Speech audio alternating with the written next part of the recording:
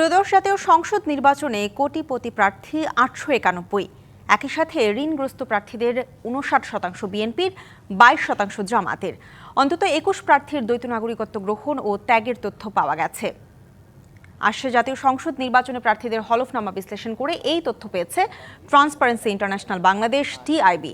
সংস্থাটির ধানমন্ডির কার্যালয়ে হলফনামায় প্রার্থী পরিচিতি ২০২৬ এই প্রতিবেদন প্রকাশ অনুষ্ঠানে বলা হয়, ক্ষমতা, অর্থ, পেশিশক্তি ও ধর্মের কাছে সুষ্ঠু রাজনীতি জিম্মি দশায় যাচ্ছে।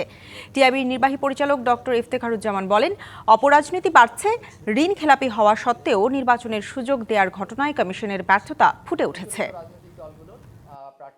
এবারে ২১ জন প্রার্থী যাদের বিদেশি রাষ্ট্রের নাগরিকত্ব গ্রহণ এবং পরিত্যাগের তথ্য তারা হলফনামার মধ্যে দিয়েছেন। কিন্তু কমপক্ষে ২ জন প্রার্থী সম্পর্কে আমাদের তথ্য আছে, নির্ভরযোগ্য তথ্য, যে তাদের দ্বৈত নাগরিকত্ব ছিল বা আছে, তা সত্ত্বেও হলফনামায় উল্লেখ করেননি।